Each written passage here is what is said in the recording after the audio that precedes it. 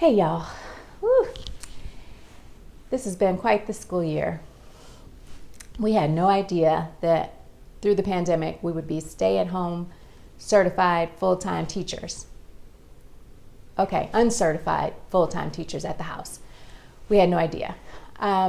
Reality is we've been doing it, we've been powering through. The year is coming to a close in a few months and we have to keep our kids' heads in the game so that they can finish strong. This video is about the top 5 ways to keep your kids motivated and moving forward. Stay tuned.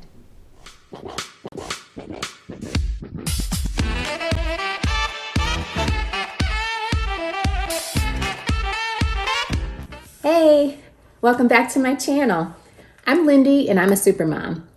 If you're new here, welcome. I'm happy to have you. On my channel, I give tips, tricks, and advice to parents to help their kids thrive and achieve success academically and in life. If that's something that interests you, remember to like this video, comment below, hit the subscribe button, and click on the bell so that you will never miss one of my videos. I'm going to be releasing new content every Wednesday, so make sure that you take care of those things.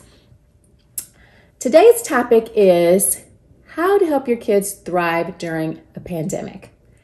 Let's face it, the pandemic is taking us all out. It's been almost a year, and it's been a very stressful time for kids, for parents, for teachers. I mean, as a nation, we're in mourning because we've lost about 500,000 people in less than a year. So it's just a lot going on. There's a heaviness over society right now. But we can't let that impede what we're doing for our children in terms of their academics and making sure they're staying on course. I read a statistic the other day that said some kids are a year to 2 years behind their grade because of what's been going on during the pandemic, whether they've been virtually schooled exclusively, whether they're in a hybrid situation, or whatever's been going on. But the kids haven't been engaged in general. So this is where super parents have to step in and make some things happen. So tip number 1, self-care. Let's be real. I know how I feel about most days. It's stressful. Sometimes I just want to sit on the couch and watch Married at First Sight and look at Chris and Paige act a fool and just kind of forget about everything that's going on in my life. I can't do that though, and you can't do that. We have to be 100% engaged and ready for action with our kids. So one way to do that is to take care of ourselves. Self-care is critical right now. We need to be sleeping 7 or 8 hours minimum a night. We need to be eating healthy foods, including healthy fats. I'm not talking about going off on some crazy diets or whatever you're doing. We need to keep vegetables, protein, and healthy fats at the center of our plates and make sure that we're taking care of ourselves. Because right now we need to do preventative care so that we're not ending up in the hospital where they can't take care of us because there's overrun with COVID patients. So preventative care through sleeping, through eating properly, through moving your body, whether that means walking around the block, walking up and down your stairs. If you have a gym in your house, working out, I mean, putting yourself first in that respect, making sure that you're healthy, you're hydrated, you're drinking water, all those things are so critical. Taking vitamins every day. I mean, do what you have to do to stay healthy because our kids need us now more than ever and they need us to be fully present and fully healthy. So that's tip number 1. Tip number 2, we need to snatch these kids up. Snatch them up. It's so easy right now for kids to just kind of breeze along and not be held accountable for a lot of different things academically because teachers are overwhelmed and overworked. Parents are stressed out, running around, trying to do their jobs, trying to be the lunch lady, trying to be the nurse, trying to be everything to everybody. We need to make sure, first and foremost, that the kids are healthy and that they're doing what they're supposed to be doing every day by logging into their classes or making sure that they're going to physical class in the best condition that they can be in. What does that mean? That means going to sleep, getting ample sleep because kids that are growing need more sleep than adults do. That means eating breakfast every morning. And I know I have a little one who doesn't not like to eat breakfast, so I make her smoothies and she eats fruit. I mean, we compromise, but she has to have something in her stomach every single day. And we have to make sure that they are not doing things that are detrimental to their health, such as excessive screen time, not keeping up with their homework, not logging in, turning their cameras on, all that, those kinds of things. We have to be present and be aware of what's going on with these kids. So that's number 2. Number 3 is limit screen time. And I'm talking about seriously limit screen time.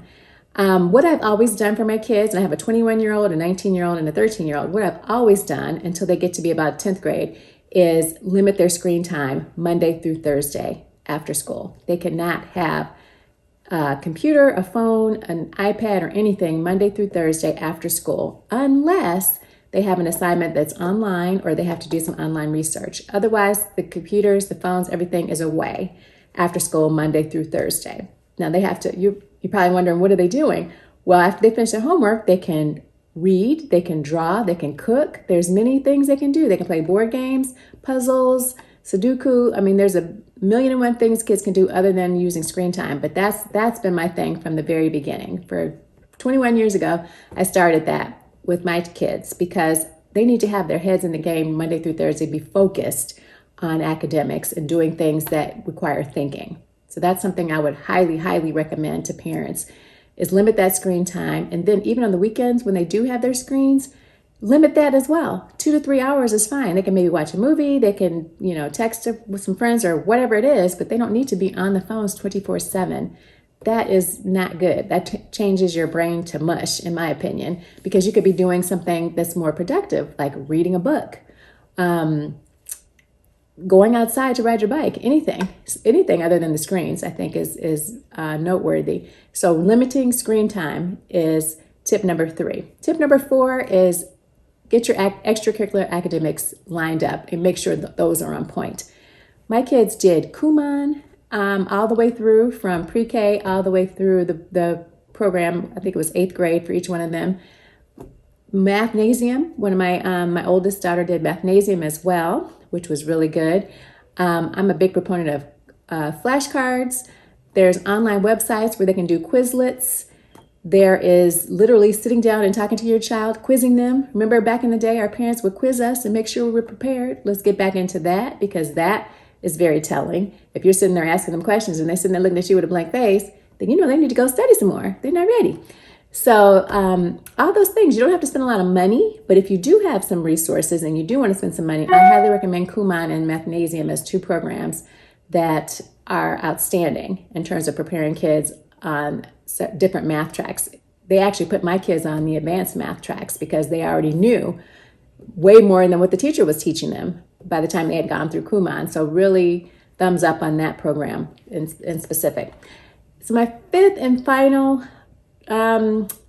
tip or trick, however you want to categorize it, is household chores and responsibilities. Kids these days skate by typically without having to do much around the house. Washing dishes ain't never hurt nobody. In fact, it teaches good lessons. Washing dishes, washing clothes, sweeping the floor, wiping down the counter, feeding that dog that they begged you for, that they have long ago abandoned. Trust me, I know about all that. Making sure that they're engaged in what's going on in the household, because learning how to take care of a house is part of their development. It's part of what kids need to know how to do, because by the time they get old enough to go off to college or go off to the military or go off to whatever they're going to be doing after high school, they need to know how a house runs. And they can't do that staying in their rooms on devices. So I recommend highly giving kids weekly chores, having them engaged with the family. They need to be engaged with their siblings. They need to be engaged with their parents. It's very easy these days for kids to go in their room and literally close the door and you don't see them all night. And that's a no-go for me. That's not being a super parent at all. It's definitely not being a super mom.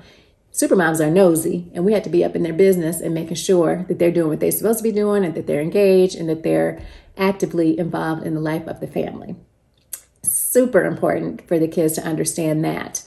I'm gonna have to circle back to the dog thing, because my kids begged for a puppy, begged for years. So we finally gave in, got him a puppy, and probably within 3 months, maybe it didn't even take that long, I was solely taking care of the puppy, literally taking the puppy out, feeding the puppy, doing everything for the puppy, brushing it.